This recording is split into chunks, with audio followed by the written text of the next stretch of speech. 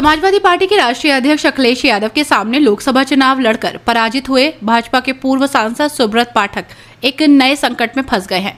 Party ही की एक महिला नेत्री ने सुब्रत पाठक पर गंभीर आरोप लगाए, जिससे कन्नौज की राजनीतिक सरगर्मी तेज हो गई है।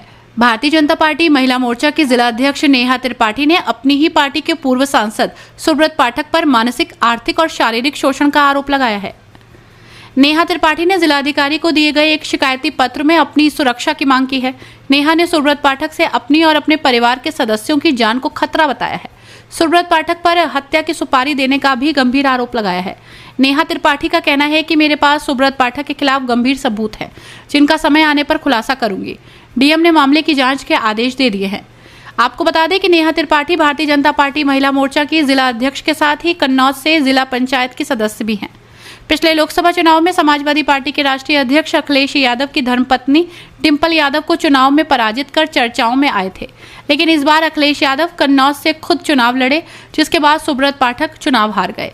चुनाव के बीच भी अपने व्यवहार को लेकर सुब्रत पाठक और उनके भाई लगातार चर्चाओं में बने हुए थे।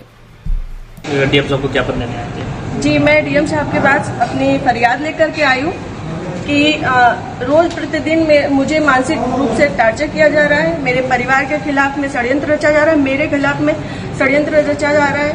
और ये षड्यंत्र के सूत्रधार जो है वो आदरणीय हमारे पूर्व सांसद सुब्रत पाठक जी, जिन्होंने हमारे गेस्ट हाउस को लेकर के हमें ये कहा कि हम भूमाफिया हैं। मैं आप सब लोगों को ये बात को अवगत करा देती हूँ कि हमारी जितनी भी जमीनें हैं 35-40 बीघे से ज्यादा जमीन नहीं, और जिसमें हम मेरे खुद के नाम पे सिर्फ 3 बीघे जमीन है। और 3 बीघे जमीन वाली महिला कैसे भूमाफिया हो सकती है? और 35-40 बीघे की जमीन में हम मेरे ससुर साहब, मेरी सासू माँ, मेरे हस्बैंड और मेरे देवर देवरानी 6 लोग आते हैं।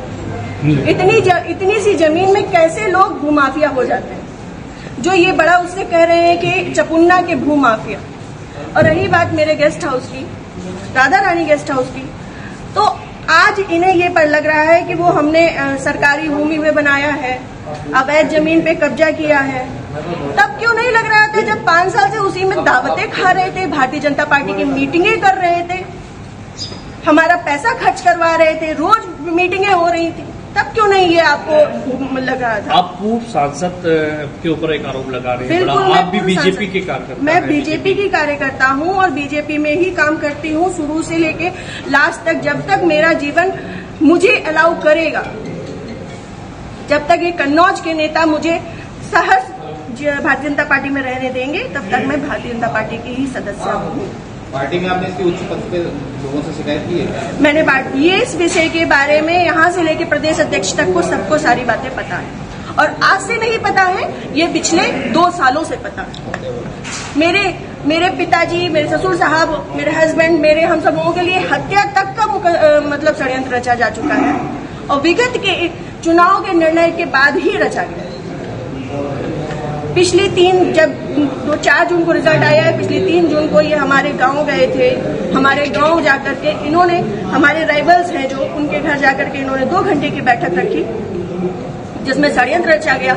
और उसके बाद ही उसी दिन इनके एक प्रमुख कार्यकर्ता कहिए, चमचे कहिए, कुछ भी कहिए, वो जीतू त्रिपाठी, उन्होंने मेरे ससुर साहब को फोन किया, जिसकी मैं रिकॉर्डिंग आप सबको भेजूंगी और चाहूंगी कि मीडिया में आप चलाएं। उन्होंने मेरे ससुर साहब को धमकी दी कि अगर चपुन्ना चुनाव नहीं जीता तो आपको 4 तारीख के बाद देख लिया जाएगा। उसके बाद से ये सारा षड्यंत्र रचा गया। क्या चुनाव हरवाने में आपका भी श्रेय जाता है? मैं भारतीय जनता पार्टी, जिस तरीके से वो आरोप लगा रहे हैं, क्या वो कुछ भी कहे? वो तो ये भी कह रहे हैं कि भाई नेहा त्रिपाठी ने 20 लाख रुपए ले लिए थे सपा से। वो तो उनका मुंह है, कुछ भी कह सकते हैं। पर मैं भारतीय जनता पार्टी की कार्यकर्ता हूं, और सभी लोग सोशल मीडिया जानते हैं, चलाते हैं, सभी लोग मेरी आईडी में देख सकते हैं कि मैंने किस तरीके से काम किया है। मैं सुब्रत पाठक के लिए काम नहीं करती, मैं भारतीय जनता पार्टी के लिए काम करती हूँ। आपने प्रशासन और पुलिस से शिकायत की इस बारे में? जी, मैंने पिछली 25 तारीख को प्रशासन पुलिस से शिकायत की थी, जिसमें सीओजी की टीम गठित है, और अभी तक कोई भी पकड़ा नहीं गया है। क्या मानती है पुलिस, प्रशासन और पुलिस दोनों लापरवाही कर रहे हैं?